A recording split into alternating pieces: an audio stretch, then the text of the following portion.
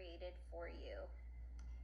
So to find it, you're gonna go into your Google Classroom, go to the 4 tabs at the top, and you automatically normally go to Stream when you log into Google Classroom.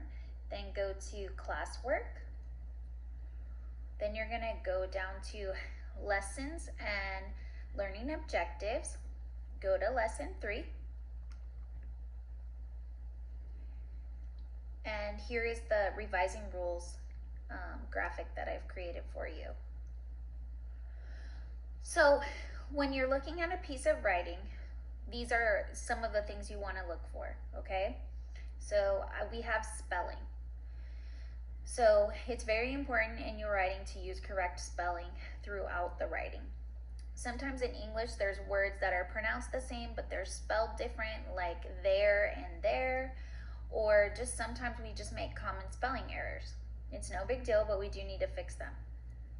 Okay, words, transitions, and slang. So this is really talking about the language of your essay.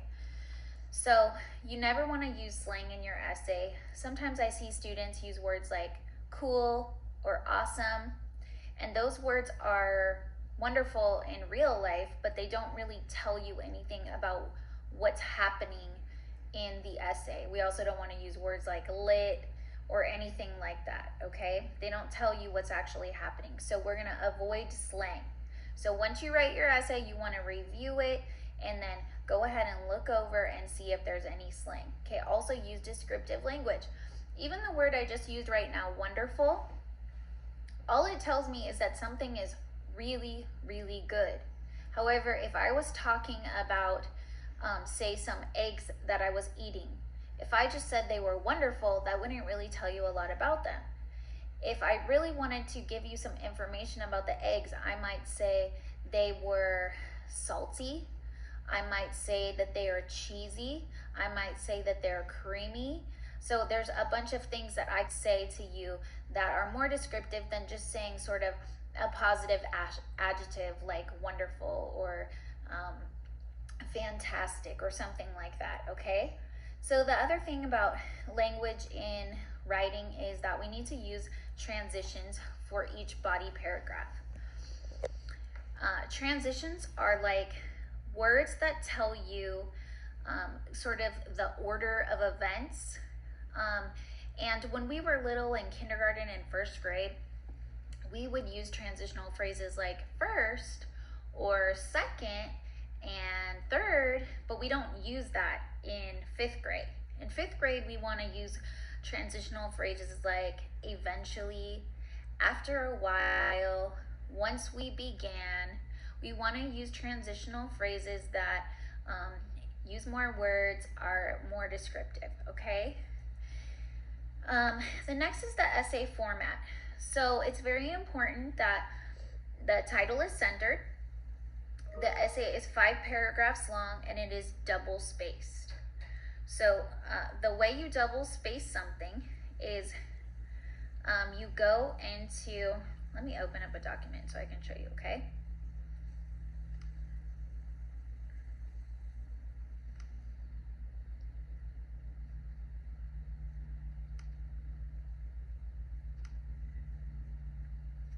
Sorry about that.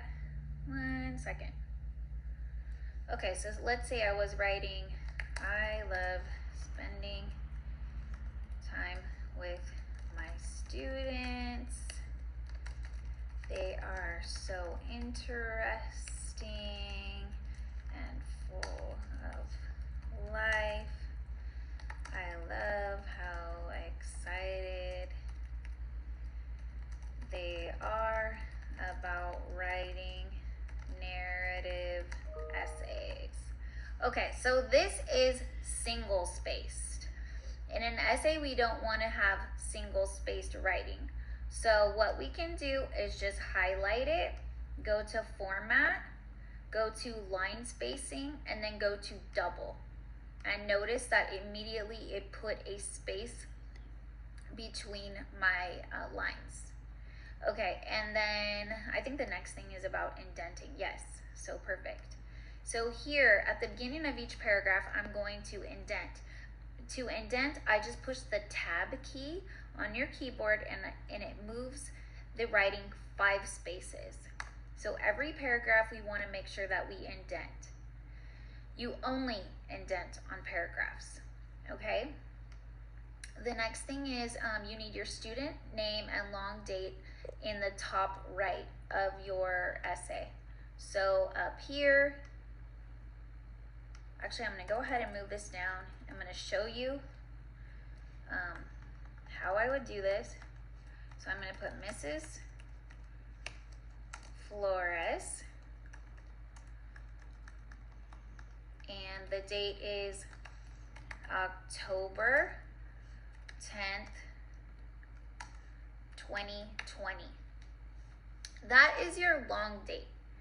Now, sometimes you might see a date that looks something like this, 10, 10, 20.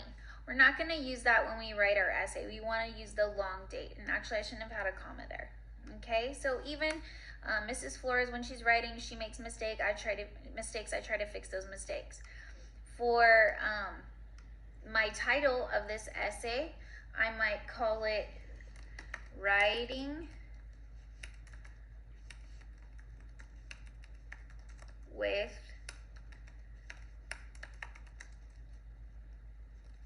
fifth graders. And notice that all of the words in my title are capitalized. With the word with, this actually could have gone either way. I could have left it lowercase because it is 4 letters or less, but I went ahead and capitalized it. Now, if you have the word of would not be capitalized. So think of if you have 3 or less writing, 3 or less letters in a word, they're not going to be capitalized. Okay? So back to our graphic.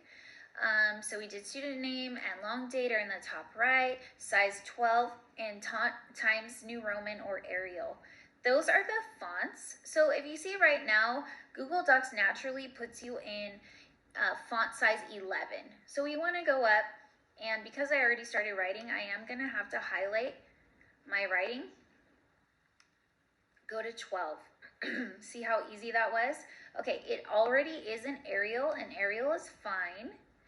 I also can just click on this little caret or arrow, as some people call it, and I can change to Times New Roman, okay? But we're not gonna pick anything sort of silly or super exciting or something that might be kind of difficult to read.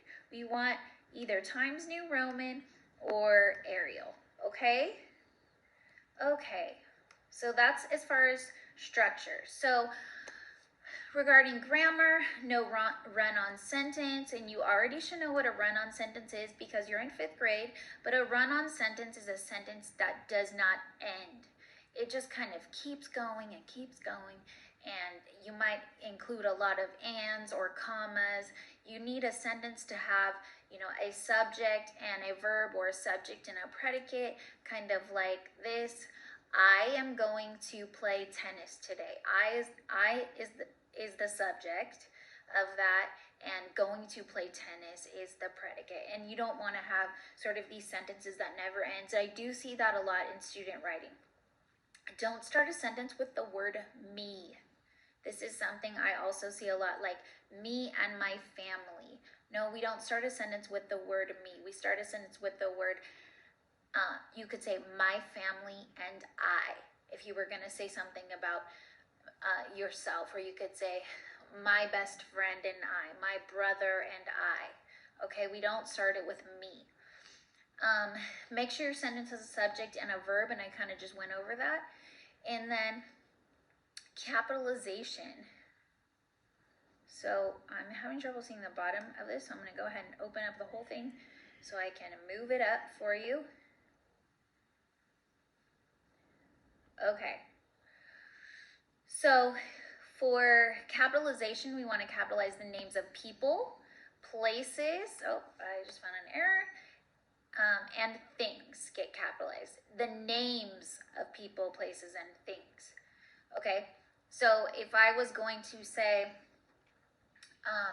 my friend Angelica, her name would be capitalized. If I was going to say I went to the Washington Memorial. Washington Memorial is a name of a place or a thing, and it gets capitalized because it's a proper noun. But I don't just capitalize, I'm going to the tennis court. Tennis court would not be capitalized in that case because it's just a generic tennis court. If the tennis court was called Ramona Springs Tennis Court, then it would be capitalized. I hope that makes sense. Okay, we also always capitalize the first letter of the word in the beginning of a sentence, and also titles get capitalized. And we kind of already went over that when we were looking at the top of the sort of sample essay I created, or I started creating with you. Okay? Okay, great. This lesson is over for now. The next thing you're going to do is lesson 4, and I will explain that on the next link, which is called lesson 4. Okay, bye guys.